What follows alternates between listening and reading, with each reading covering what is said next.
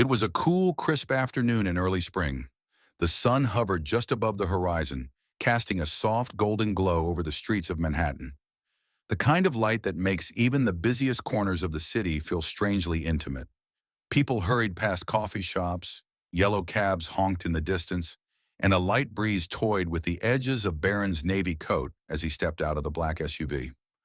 Barron Trump was in town for a speaking engagement, but he had deliberately carved out a quiet hour for himself. There were places in the city that still felt like a secret, corners where he could think, breathe, and for a brief moment escape the heavy weight of expectation that came with his name. As he walked down the shaded avenue, Barron's thoughts drifted. He found himself remembering moments from his childhood, simpler times before the cameras, before the headlines. He thought about his mother's steady guidance, his father's larger-than-life presence, and the moments in between when he had felt like just a regular kid, or at least almost.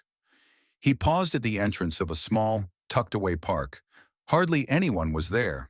A couple reading on a bench, a young man scrolling through his phone, and her. She stood near the fountain, arms crossed tightly, as if bracing against more than just the chill in the air. Her face was turned downward, her shoulders slightly shaking. It wasn't the shiver of cold, it was something deeper. Barron recognized it instantly, pain trying desperately to hide behind composure. Without thinking too much, he approached. As he got closer, she looked up. Her eyes were red-rimmed, cheeks flushed not from the wind but from tears. For a split second, she hesitated. Then, as if some dam inside her finally broke, she spoke, her voice trembling. "Are you Barron Trump?" There was no aggression in her tone, only a raw vulnerability, a quiet plea for acknowledgement. "I am," Barron replied softly, offering the kind of smile that was more about kindness than public appearance. She started, but her voice cracked. She swallowed hard, fighting the surge of emotion. "I didn't think I'd ever get the chance to say this to you, to anyone from your family." She looked away, composing herself, and then took a breath so deep it seemed to steady her soul. "My father," she continued, eyes glistening, he was a proud man, worked hard all his life. He always said your family gave him hope when things were hard, that no matter how tough things got, if you stay strong, hold your head up, you survive." Her lips quivered as she pressed on. "He passed away last year. Cancer. It happened so fast. But before he left us, he made me promise that if I ever saw you or your father or anyone from your family, I would thank you for giving him something to believe in." Barron felt something tighten in his chest. He had grown used to people approaching him, curiosity, criticism, even admiration. But this was different. This was deeply personal. It wasn't about politics or fame. It was about legacy in its most human form. "I'm so sorry for your loss," Barron said, his voice low but steady, genuine emotion threading through each word. He took a small step closer, lowering his tone as if sharing something private in the middle of the bustling city. "Your father sounds like a remarkable man, and I'm honored, truly honored, that my family could offer him even a fraction of the strength he gave to you."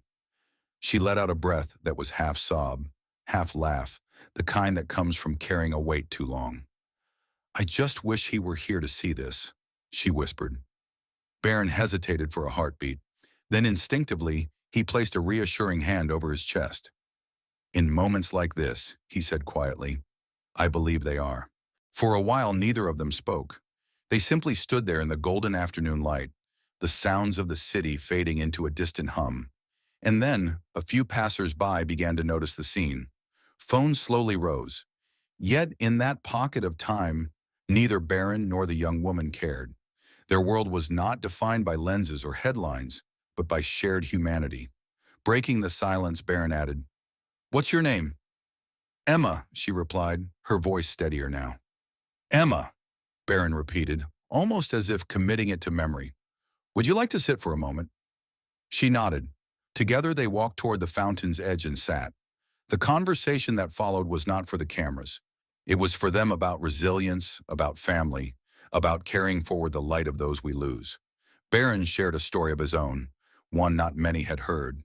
He spoke of a time when he too had felt overwhelmed, uncertain of his place in a world that seemed so eager to define him before he could define himself. I learned, Barron said, gazing at the ripples in the fountain's water, that sometimes the strongest thing we can do is allow ourselves to feel it all, the grief, the fear, the hope, and then we rise carrying the memory of those who lifted us. Emma's eyes filled again, but this time there was a small, brave smile on her lips. "Thank you," she whispered, her voice carrying a depth that words alone could never fully express. As they stood to leave, Barron offered her a final gesture not of celebrity, but of solidarity, a simple nod of respect, of shared strength. Walking away, Barron felt something within himself shift, a reminder of why he stepped into the world not just as a name, but as a person, someone capable of impact, not through power alone, but through compassion. As Barron walked away, leaving behind the quiet park and the echoes of that heartfelt conversation, there was a certain weight to the moment, but it wasn't a burden. It was a reminder that behind every face in the crowd, behind every passing glance, there is a story, a pain carried, a hope held close, a legacy waiting to be honored. It makes you wonder, how often do we truly see the people around us? Not just recognize their faces, but see their stories. And even more so, how often do we take the chance to be that moment of comfort for someone else? To pause, to listen, and to let them know they're not alone. Emma's father believed in strength, resilience, and the power of hope, values that outlived him. Values that found a way to be passed on in the most unexpected meeting. It raises an important question for all of us. When the moment comes, will we recognize the chance to make a difference, even in the smallest way? And perhaps most importantly, who in your life right now needs to be reminded that they are seen, heard, and valued? So today, I want to challenge you not just to think, but to truly feel it. Let this moment sit with you. Let it echo in your mind long after this video ends. And if something stirs inside you, if you've ever carried a quiet pain or found hope in an unexpected place, share it in the comments below. Your story matters. I read every single one, and you might just inspire someone else here too. Until we meet again, remember this. It's often the quietest moments that carry the loudest echoes. And maybe, just maybe, today is your moment to make an echo that lasts. Let's keep the conversation going. Subscribe, share, and drop your thoughts below. Your perspective is valuable and might inspire others.